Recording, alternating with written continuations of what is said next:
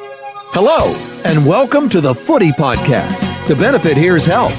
Here's Help is a nonprofit comprehensive rehabilitation and educational agency that's been providing treatment services in South Florida since 1968. For more information on Here's Help or Footy's podcast, you can contact us at 305-685-8201. If you need help or know someone who has a substance abuse or alcohol problem, you can call our admissions office at 305-685-8201, extension 224. If you'd like to make a cash donation to Here's Help and join the fight against drug abuse, call Footy at 305-685-8201, extension 227. Now, here's Footy. Welcome to our show. I'm Footy. This is Ron Hersey.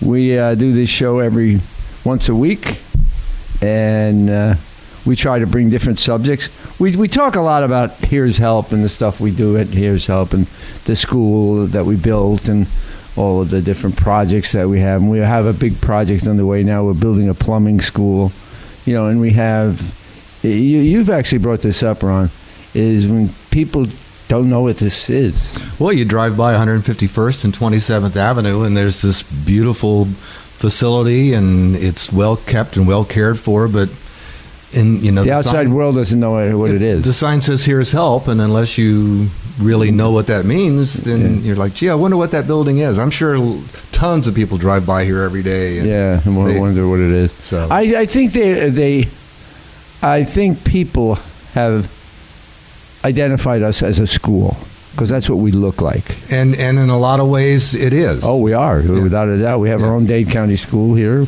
We're building a plumbing school. We have our arts and crafts and different sciences and activities. We have a culinary program. We have, when does it end? It's amazing. Like I said, I want to move in here. It's so peaceful. You pull up, and it's so, the drive here, I drive from Broward. So, what that's all about. By the time you get here, you're lucky to have survived the journey. And you pull in the front, and it's so serene, and everybody's out. It's like the trumpets start playing. I know. And I keep telling the guys, just you don't want to leave here.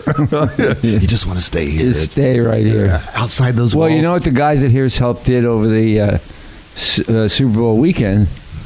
The chef got her crews together, and they made all kinds of chicken wings and cakes, and I saw the football cupcakes. Yeah. It's almost like, I don't know. It's like summer camp almost. Yeah, I tell people that this is a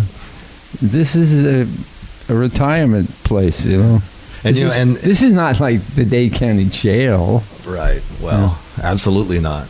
And Chef Tracy, all the folks here. Their heart's in the right place. They're here because they want to make a difference. Chef Tracy is just one of those dynamic personalities, and she really speaks to the guys, and I think they really appreciate her. And I think most of the guys appreciate all the staff and vice versa. They all seem, we don't get like we used to get. You get a guy or two, and it could be a one-man wrecking machine. Mm-hmm. But we're much more attuned, and we're very sharp as to what's going on, and we act. Right. So we don't really have a lot of difficulties. And unfortunately, to be quite candid, in that world of recovery, there are a lot of predatory people. Oh. So, this is a real, and a lot of the guys that we've talked to on the show have told us some horrifying experiences at some other places. So you have to be careful where you go. But here, it's that mentality does not exist. It's all about nurturing and, as you say, recovery through education and getting that replacement life. Well, when I went into treatment, I went straight to the county hospital. I was living in Long Island, and they called us the original 7, because back then they didn't have these things. No. We, Dr. Sears and some of the folks, they eventually opened up a residential portion, which was at Roosevelt Field, Lindbergh, but we were already county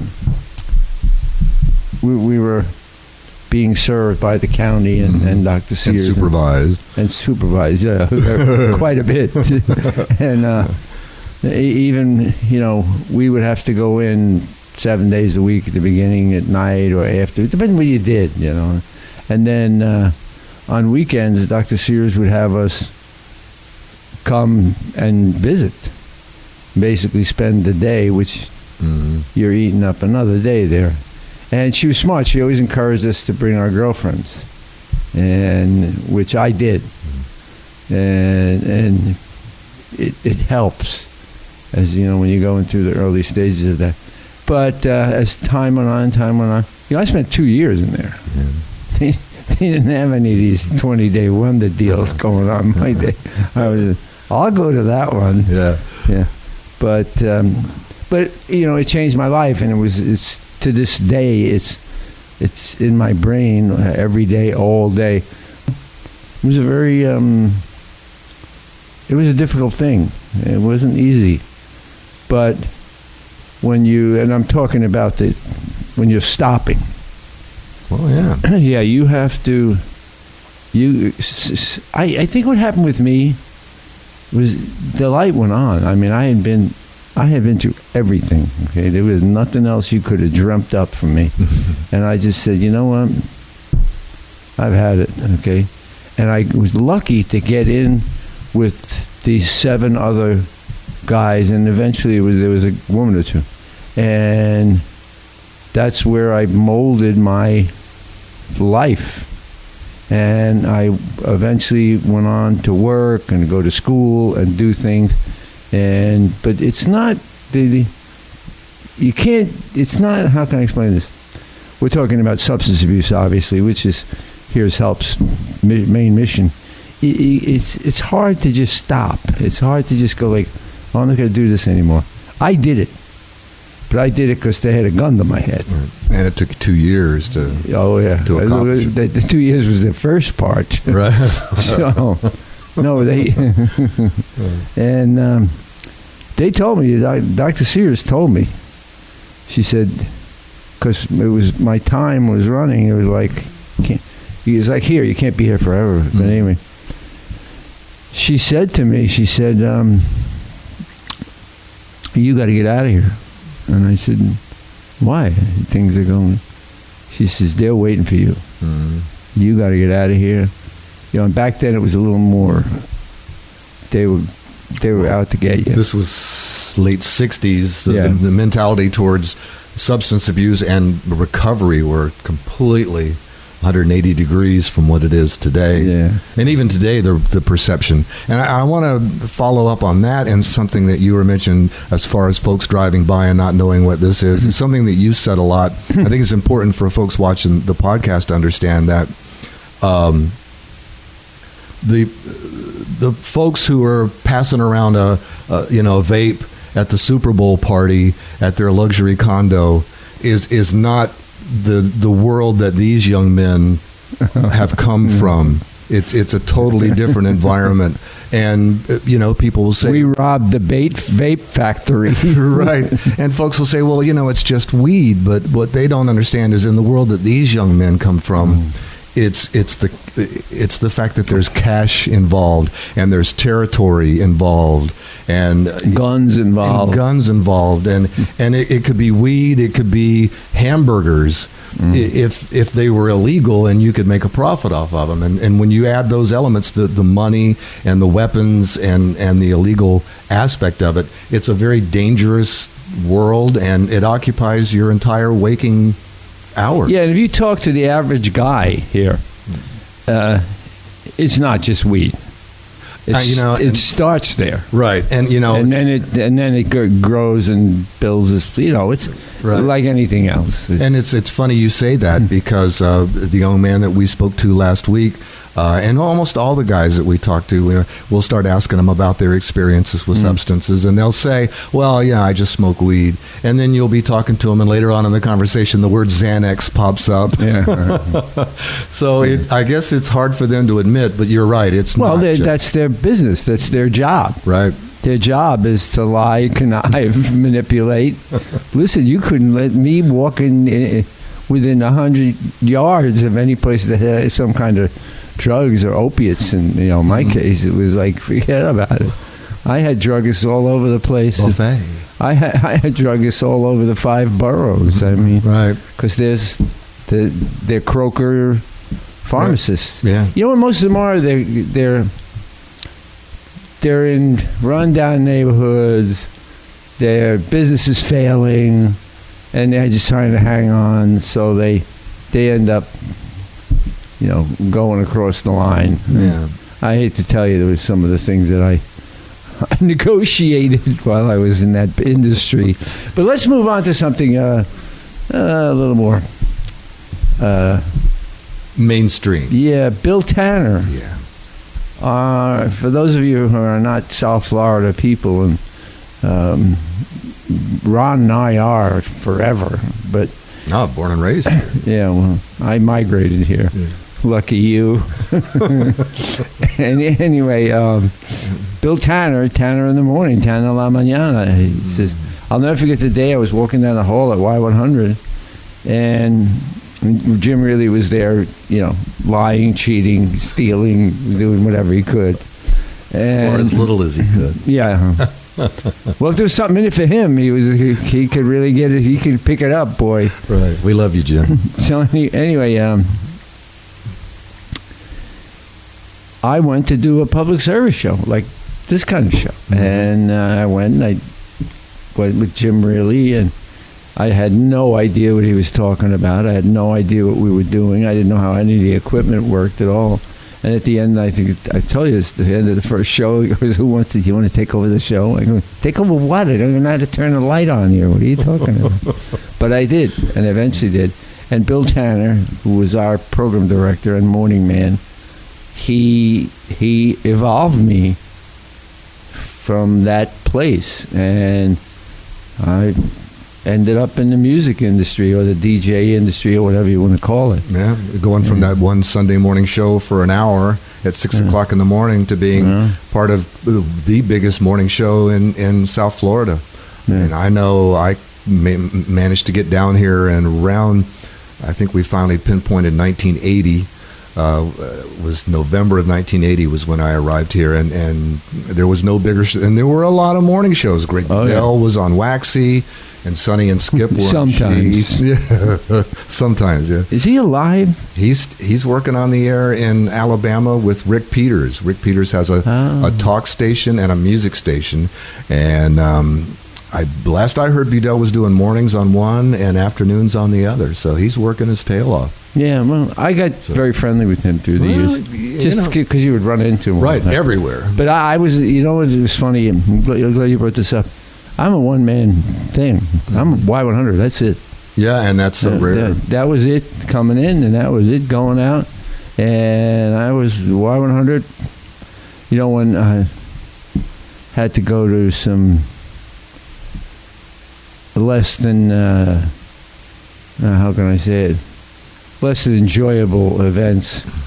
And, I ran into Gloria and Emilio and Naive and Emily, and they were there. They remember all the stuff, and, they took a parallel journey to us at Y100. And Harry Casey. I remember when they showed up, and they came into the lobby with a 45 record. Oh, okay. And no, you threw me there for a minute. And they wanted, and I took them into the studio and listened to it. I had nothing to do with music, but I played it, and then I passed it on to Rob, and then on to Bill and Tanner and all Frank. that. And that was, and Casey, the same thing. Yeah, I talked to Casey last week. He calls me all the time. He's sick. He's got the COVID, I think. Oh man. I mean, I don't know. I'm not speaking on his behalf. Right. But I know he had cold or something going on.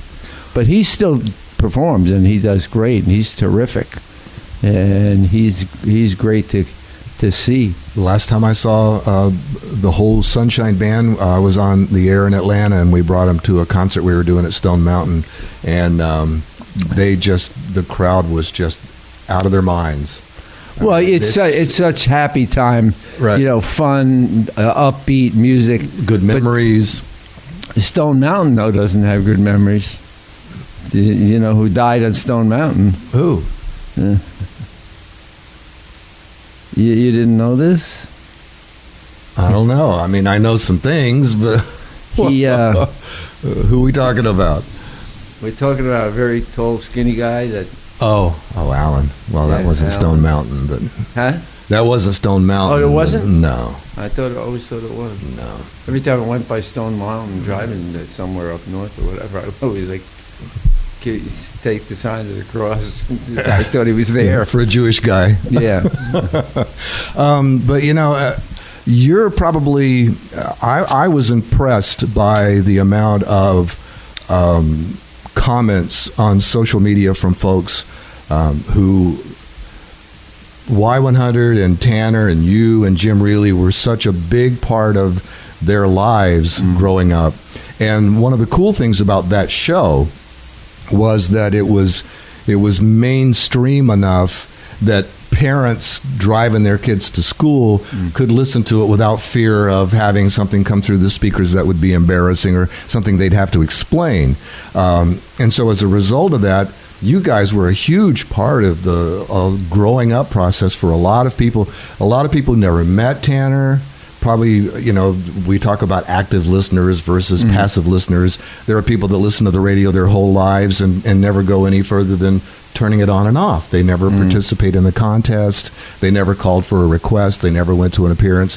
But of the active listeners who, they're the ones that do the contests and go to the shows and stuff. But you guys were such a big part of everyone's lives, and you probably are more equipped than anybody to kind of paint that picture of what it was like living in Miami in those days. I mean, Miami, as you mentioned, the Casey and the Sunshine Band, Miami Sound Machine, the Miami Dolphins were going to the Super Bowl and the unbeaten season they still hadn't forgotten. Hurricanes were just coming on strong. Miami Vice was on television. This was Miami was the center of the universe. Yeah, it was pretty intense back then, and it was a lot of fun. And I was out in the boat most of the time. I was always where's the cut? Let's get out of here. Are we there? Let's get out of here. Hey, press the throttle all the way down. The Bahamians are behind us. And so Policia.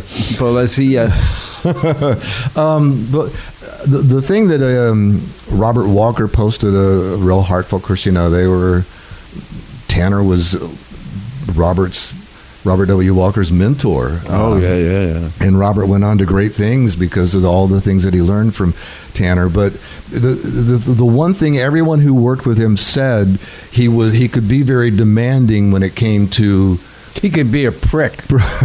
Well, I didn't see that on social media. But at the same time, he also wasn't afraid to say, what? When I say that, he could be tough. He demanded. He wanted you to perform, and you had to perform, and I had to perform. We all had to perform. You want to get paid, you want to get a career, you want to make a living. Right. This is it. But was it a matter of just demanding, or a matter of fact that he knew what you were capable of? Well, and you're very right. He was brilliant at spotting your ability of any kind, and he took me from 0 to 100 in one act. And then, I don't know if you know this, but he never had anybody in the room with him when he was DJing. I went in the room. He kept me in the room with him because he knew I wasn't going to start trying to be a DJ. Right. But no. Get the elbow. We used to talk about that. We used to fight for the microphones. When you get 2 or 3 people in a morning show, you get that elbow. Oh, yeah, thanks, buddy. Yeah, we didn't really have that situation. We really didn't have you each had your own studios, too. Yeah, we had Jim's and his. We had Tanner, he laid it out pretty clear. And you knew that's the line you better not pass. That's the line you better stay within. And we had to do that, and we did it.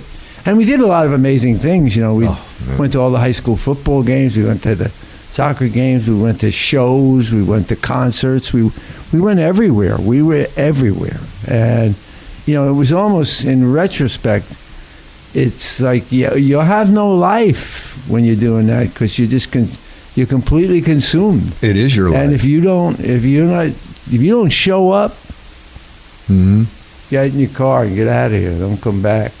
I hate to tell you how many times I saw that little number. Now, here's the thing I could never figure out. How did a guy from Mississippi, Tanner was originally from Mississippi, right? How did he so plug in to the Miami mentality? Yeah. And I often wonder, did he plug into it or did he create it? No, he plugged into it. That would be my description. Yeah. He you got to remember that he could see what was going on, and he could see what was going on in Miami, and it was a lot bigger than like Habsburg, Mississippi, or wherever the hell he was from, and that's what he did. He got on that train and he started driving it, and we were all on the train, and that was our goal. I never worked at another till later years. I did a couple of things, but I never worked at any other radio station ever. I was with Tanner all the way and Rob Walker and you guys, and I didn't. And I went in there, God, I to tell you, very young, in early 70s at the latest.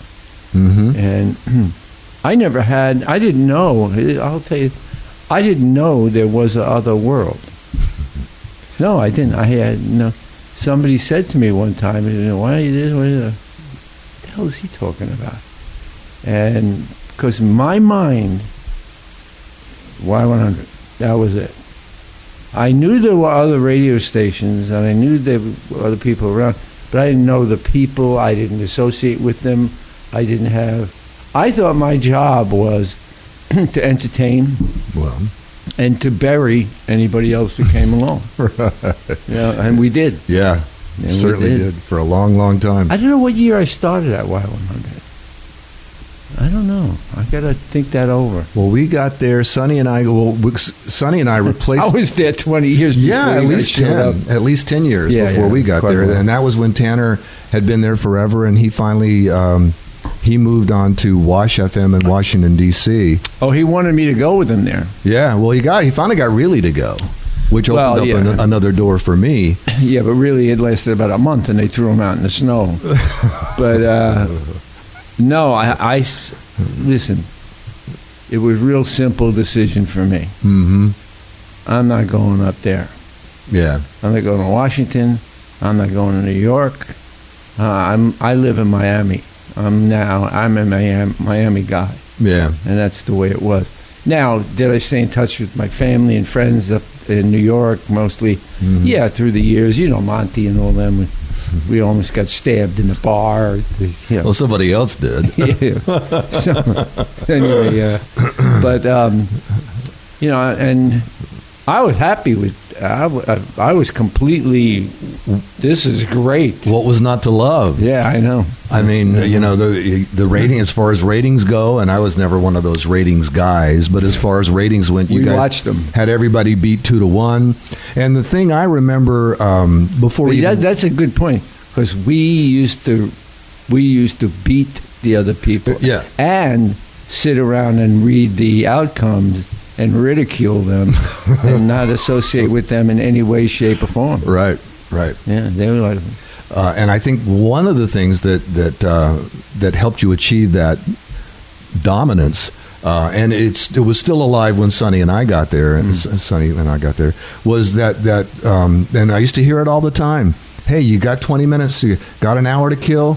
Get a set of keys, take one of the vehicles, go over to the beach and hand out some T-shirts. T-shirts and whatever. And it was something as simple as going to a sporting event and just parking. Do you know how many football games I went to, and you know how many events I went to, and carnivals, what do you name it? Right. When I wonder. It's funny you bring this up, because I was wondering the other day, how did I have a life? I don't. Well, it becomes your life. It's it is your life, and like I said, it was something as simple as just parking the vehicle outside an event. So when people were leaving the event, you'd see the van. You wouldn't have to even engage the people or hand out prizes or anything like that. You just had to have the van parked there, and in people's minds, I didn't realize this was a Y100 event. It was a Miami Heat basketball game. We didn't have anything to do with but because the van was out there as you were leaving the event, you just automatically attached.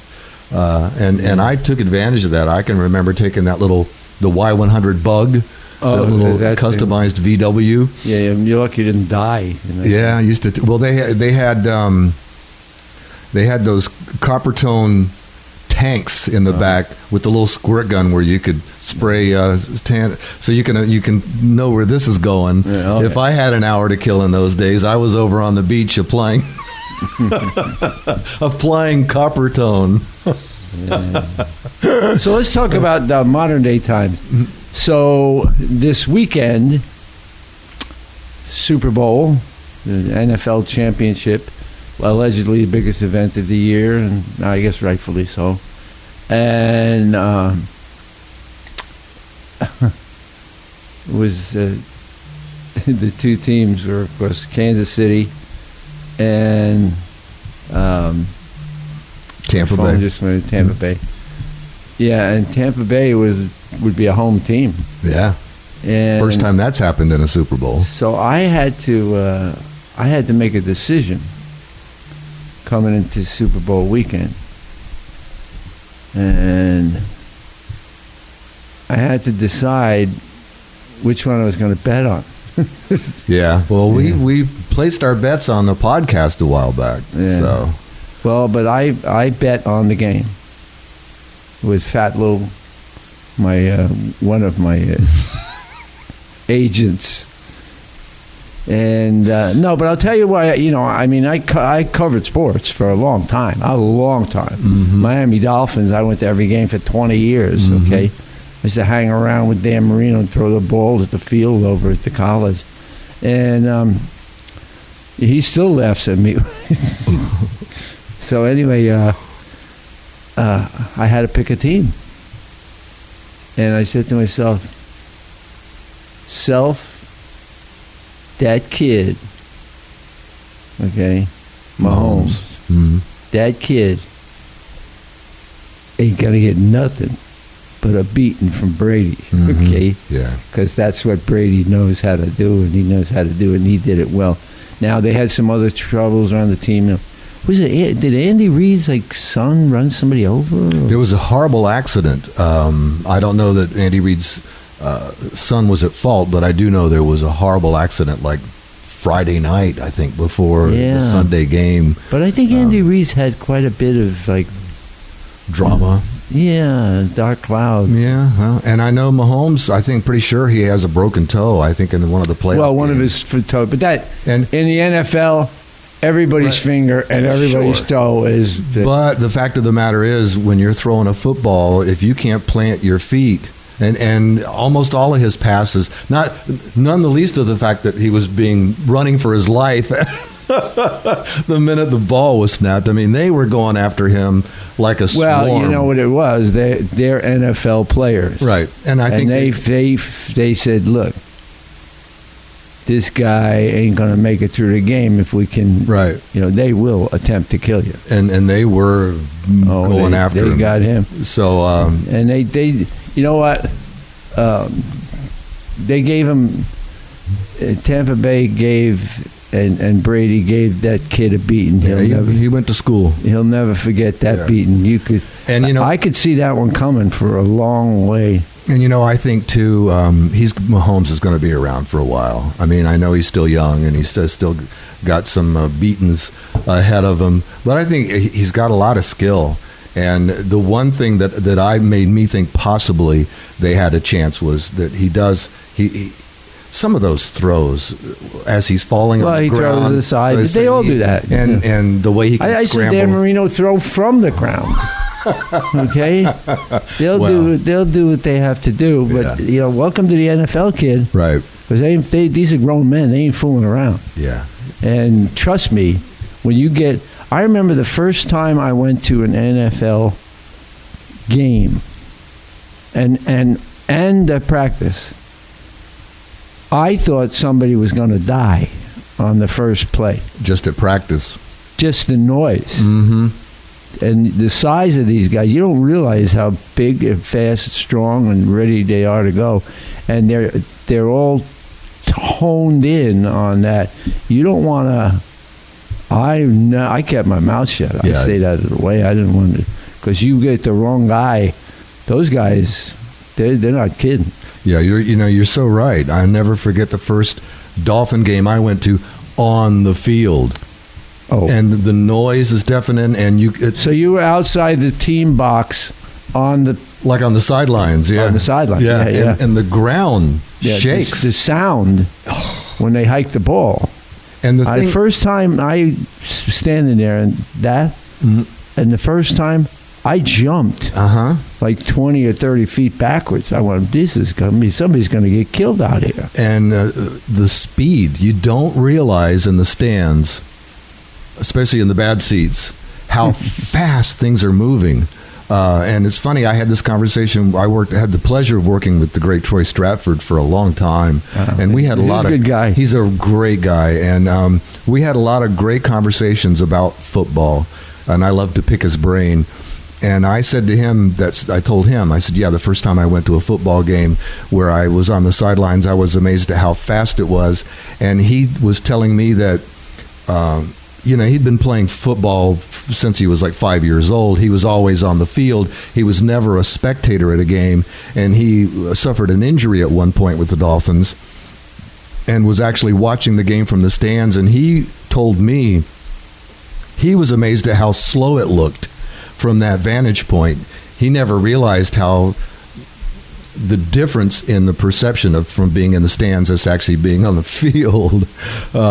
So yeah, it's amazingly brutal, and it's incredible that the people aren't carted off the field after every play. Many of them are. Yeah. No, I covered the Miami Dolphins, night games, Monday weeks, whatever, and I learned. Mm-hmm. I also learned to keep my mouth shut. I never said anything to Don Shula, ever, till after he retired. Take a quick break, and then we'll be right back. Stay with us.